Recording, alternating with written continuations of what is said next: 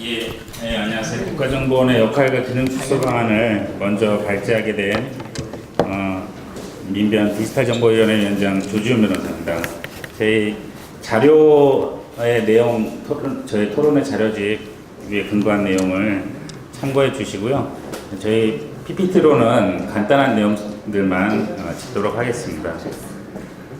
저희 지금 가장 핵심적인 거는 현행법이 국가정보원법 제3조 1항이 직무를 규정하고 있습니다. 국가정보원의 직무를 규정하고 있는데 지금 국정원의 적폐를 수사하는 과정에서 이제 제도 개선으로 넘어갈 때 가장 핵심적인 게 이 규정을 어떻게 바꿔야 될 것이냐. 그래서 국회에서 이 규정을 어떻게 개정하고 폐지해야 될 것인가에 대해서 논의가 집중되는 것 같습니다. 그래서 그런 취지에서 저희 이번 토론회도 준비했고요. 보시면 알겠지만 3조 1항 1호부터 5호까지 있는데 3호, 4호가 수사권 부분입니다. 지금 국정원이 가지고 있는 범죄 수사권에 대한 부분이고 5호가 정보 및 보안 업무 권한에 대한 기획조정권이고요. 지금 1호, 2호는 지금 개정할 때도 계속 존속하냐 아니면 이것도 빼냐의 논의가 있는 부분입니다. 그래서 하나씩 간단하게 말씀드리겠습니다.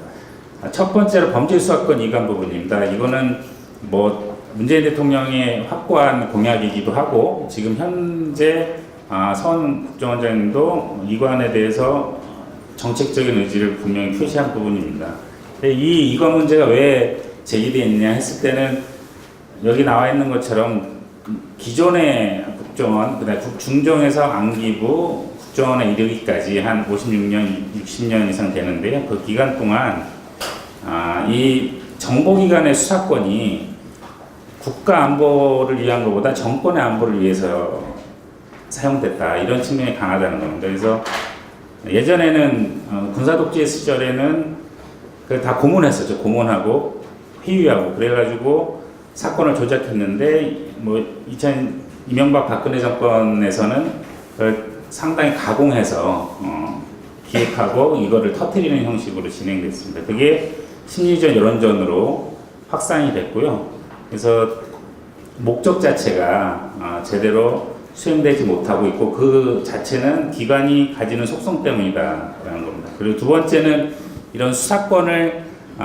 행사할 수 있는 형사사법체계에서 근거가 사법경찰관을 부여하는 겁니다. 국정원장이 국정원 직원에게 사법경찰관을 임명하는 권한을 가진 사람을 임명할 수 있게 국정원법에 규정되어 있기 때문에 그래서 이 사법경찰 권한을 없애는 거 구체적으로는요. 그래서 실제로 국가의 안위를 위한 정보기관으로 제대로 설 수 있도록 하는 첫 번째 과제가 범죄 수사권에 대한 이관. 그러니까 국정원 기준으로 하면 수사권 폐지가 되는 거고요. 기존에 저희 시민사회 단체는 수사권 폐지 이렇게 표현했었는데 지금은 이제 국가 차원에서는 수사권이 어디로 다른 데로 편제를 바꿔야 된다. 이런 취지의 의견을 말씀드리는 겁니다. 하나 구체적인 예를 들면 실제로 2012년 말부터 2013년도까지 하나 구체적인 예만 한 가지만 들면요. 12월 11일 날 국정원 직원 오피스텔 배치 이후에 국정원 댓글 사건이 있었죠. 여기 우리 진 의원님이나 김 의원님 다 고생을 많이 하셨는데 2012년 12월부터 댓글 사건이 공개가 되고 그에 대한 대선에 국정원이 불법적으로 개입했다는 문제 제기를 했습니다. 그게 2013년 들어서는 상당한 촛불로 이어졌죠.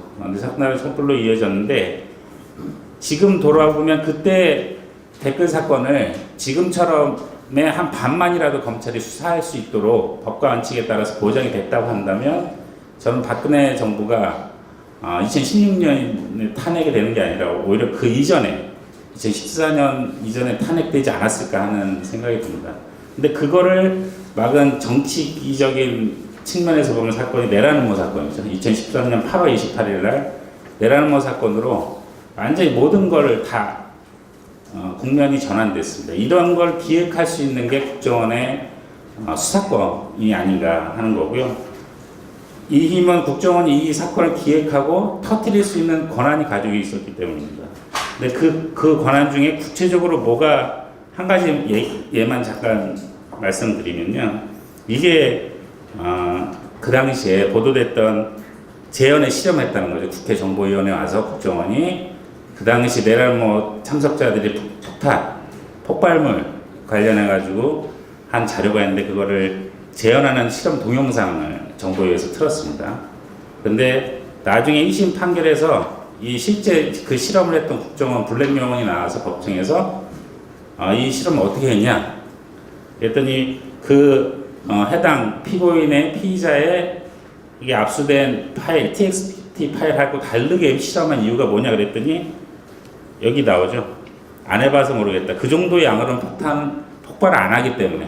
그러니까 거기에 나온 자료로는 이 폭발물이라고 할 수 있는 양이 전혀 아니었고 그 관련된 자료도 아니었던 거죠. 근데 국정원이 수사권이 있고 사법경찰권을 가지고 있었기 때문에 실제 재현을 했고 이 자료가 폭발물이다라는 수사보고를 작성해서 그거를 언론에 터뜨릴 수 있는 이 모든 힘이 국정원의 권한이었던 거죠. 근데 실제로 보면 그 국정원에서 문제를 삼은 파일들이 지금도 다음 카페에 떠 있습니다. 그 해당 피고인이 건강정보를 다운받은 파일 그대로 떠 있어요. 지금도. 근데 이런 파일들을 다운받았던 걸 근거로 해가지고 이런 어마어마한 여론전을 할 수 있는 자료를 만들 수 있는 권한이 저는 수사권에 있다고 봅니다. 이게 2013년 이명박 박근혜 정권 들어서 수사권이 실제 국내 정치에 미치는 국내 정치를 기획하고 악용하는 방법이 아닌가 이렇게 생각이 듭니다. 수사권 관련해서 해외 사례를 보면 아시겠지만 우리나라처럼 경찰, 검찰이 다 수사권이 있는데 국정원이 또 중복된 수사권을 가진 나라가 거의 없습니다. 정보기관 자체가요.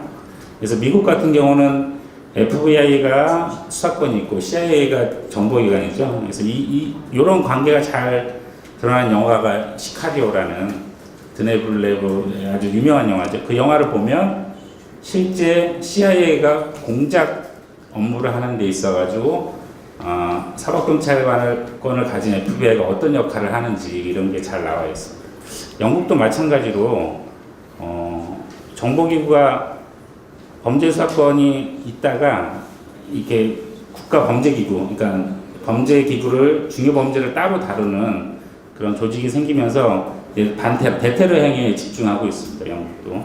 프랑스 같은 경우는 권한이 사법권, 형사사법권이 조금 있는데 그거는 기밀에 대한 첩보 및 타협조사 수행에 관해서는 독점적인 권한이 있고 그다음에 국가기관 등에 대한 해킹 공격에 대해서 일부 사이버 범죄에 대해서 사법권이 있는데 우리나라처럼 이렇게 광범위한 범죄에 대해서 일반적인 중첩된 다른 수사기관과 중첩된 수사권을 가진 나라는 보기 힘듭니다. 그래서 지금 범죄수사관 이관은 첫 번째 제도개혁의 어떻게 보면 첫 번째 시작이고 최소 수준이다. 저희는 그렇게 보고 있습니다.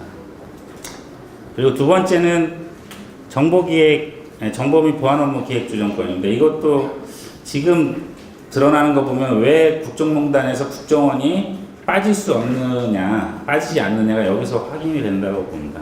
그 정보 및 보안 업무 기획 조정권은 실제로 대통령령으로 되어 있는데요. 정보 및 보안 업무 기획 조정 규정에 따라서 국정원이 이런 권한을 가지고 있습니다. 정보 보안 업무에 관해서 기획 업무를 가지고 있고요. 기본 정보 정책, 중장기 판단, 우선순위, 보안 방책 수립, 정보 예산의 편성. 근데 이 정보 예산의 편성이 나중에 박 차장님께서 더 설명을 자세히 하겠지만 지금 특수활동비와 관련된 것들을 어떻게 배치하고 그다음에 다른 정보기관 조직들의 예산을 어떻게 편성할 것인지를 국정원이 다 가지고 있는 거의 기본적으로요.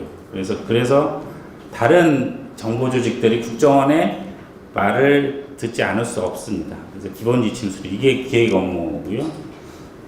보안 업무 조정 업무입니다. 각 부처에 대해서 국정원이 이러한 사항에 대해서는 조정권을 가지고 있습니다. 이게 이 규정에 나와 있는데 보시면 알겠지만 안 걸리는 부처가 없습니다. 과학기술정보통신부, 외교부, 통일부, 법무부, 국방부, 행안부, 문체부 이렇게 산자부, 국토부, 해양수산부, 방통위까지 꼭 전체 11개 부처에 총 사항은 한 38개 관련 사항에 대해서 조정 권한을 부여하고 있는데요.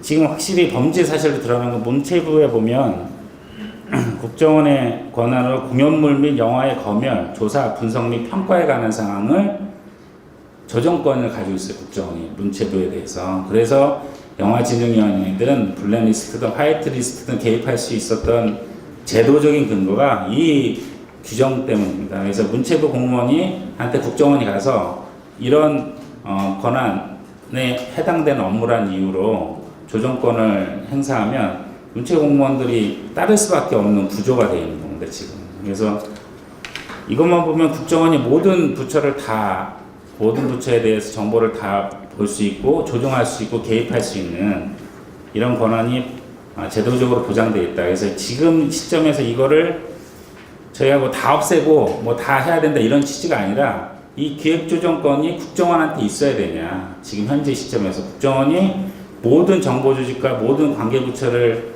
컨트롤할 수 있는 최상위 기관으로 설정되는 게 타당하냐. 이런 문제 제기를 하는 겁니다. 그리고 또 하나 문제가 기획조정권의 권한에서 또 하나의 핵심적인 문제가 정보사범, 이른바 정보사범이라고 하면 아까 국정원이 가지고 있는 수사권의 대상이 되는 범죄를 벌인 사람, 그 혐의에 있는 사람을 정보사범이라고 하는데요. 지금 형사사법체계는 우리나라는 뭐 경찰, 검찰, 법원 이렇게 쭉 돼 있습니다. 근데 이 내사부터 수사착수, 검거, 검사처분, 각 신급별 판단 이 모든 것들을 국정원장에게 통보하도록 되어 있습니다. 모든 기관이. 경찰도 그렇고 검찰도 그렇고요. 그리고 또 하나는 중요 정보사범의 신병 처리 및 공소 보류에 대해서는 국정원장으로부터 조정을 받아야 됩니다. 그러니까 국정원장의 조정을 받으면 안 되도록 되어 있어요. 조정을 받을 의무가 규정되어 있습니다. 그래서 이런 정보사범에 대해서 어떻게 신병 처리를 하든 공소 보류를 하는 데 있어서 국정원장이 동의하지 않으면 어려운, 어떻게 보면 형사사법 체계를 국정원이 침해할 수 있는 것을 열어두는 근거가 되고 있습니다. 그래서 제 시민사회단체에서는 주요하게 이 범죄수사권 이관 문제와 두 번째로는 이 정보 및 보안 업무 기획조정권을 국정원에서 떼어내서 그걸 뭐 청와대 국가안보실 산하로 가든 국무총리실 산하로 편제를 하든 이 권한 자체를 국정원이 계속 가지고 있는 한 지금 이명박근혜 정권에서 이어져 온 국정농단의 제도적인 토양이 없어질 수 없을 거다. 이런 문제의식을 가지고 있습니다.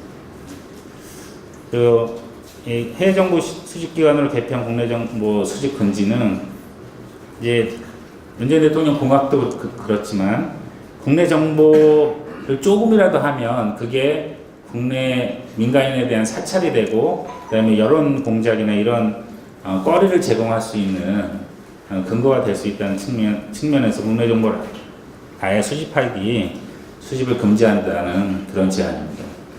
지금 진선비 의원님께서 대표 발의한 그 국정원법 정부 개정 법률안에는 아까 맨 처음 설명드린 3조 1항이 관련 내용하고 똑같은 게 이렇게 규정되어 있습니다. 그러니까 수사권, 기획 조정권 다 폐지하고 다만 국외 해외 정보, 국내 보안 정보, 그다음에 보안 업무 이것만 이렇게 개정안으로 제안을 해주셨고요. 천정배 의원님께서 대표 발의한 거는 더 앞서 나가셔서 국가안전보장과 남북통일 관련한 통일 및 해외 정보 수집만. 그러니까 지금 두 법률안의 차이점은 여기 있는 국내 보안 정보가 포함되냐 안 되냐 여기에 있고 요거는 계속 논의가 필요한 부분이라고 저희는 생각합니다. 그래서 궁극적으로는 천정배 의원님이 제안한 이 법률안의 내용대로 국정원이 정말 해외정보원 중심으로 좀 탈바꿈해야 되는 거 아닌가 하는 문제의식이 있는 거고요. 그 다음에 지금 댓글 공작으로 문제됐던 게 심리전이잖아요. 그래서 시민사회에서는 정보 수집 임무를 뛰어넘는 심리전 기능 및 조직을 폐지하자 국정원에 있는 거를. 심리전이라는 건 전쟁의 일환인데 이거를 국정원이 필요하다면 국방부나 군 관련 조직에서 해야지 이거를 국정원에서 한다는 것은 인권 침해에 다분한 소지가 많다 이런 문제의식이 있는 거고요. 그다음에 마지막으로 비밀보호 정책 수집과 신원조사 보안 측정권 이관입니다. 이거는 지금 국정원은 비밀보호, 그러니까 국가 전반에 대한 비밀, 그러니까 뭐죠? 비밀 취급 인가 등 그런 모든 제도와 기준을 국정원이 담당하고 있고요. 그다음에 신원조사, 아시겠지만 일정한 직급 이상의 공무원이면 국정원부터 전화를 한 번씩 받죠.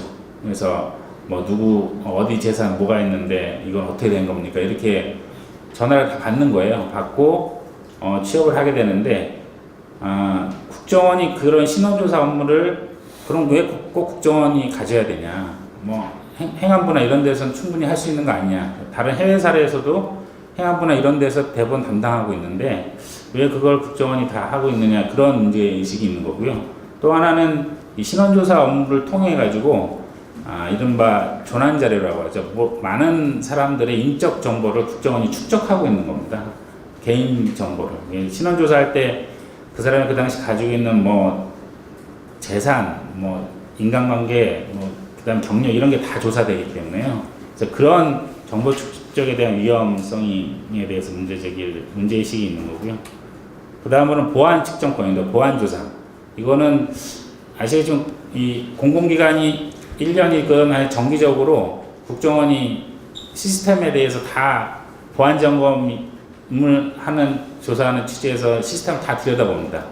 다 들여다보는데 그걸 당한 담당 부처 공무원들은 우리 내용을 다 국정원이 볼 수 있는 거 아니냐 이런 문제의식이 있는 거예요. 그래서 이 보안 측정권을 국정원이 그대로 가지고 있는 게 맞는지 하는 것에 대한 문제입니다. 그래서 지금 국정원의 국정개혁발전위원회에서 계속 적폐 청산 과정에 통해서 사건들이 계속 확인되고 있는데 이번 기회가 아니면은 아까 김병기 의원님께서 말씀하신 것처럼 이번 기회가 아니면 이 근본적인 제도 개혁을 하기는 어렵지 않나. 그래서 이런 저희 시민사회가 제안하는 범죄수사권 이관 폐지, 그 다음에 보안 업무 관련해서 정보 보안 업무, 기획조정권 이관 등의 제도 개혁을 반드시 이뤄야 지금과 같은 동일한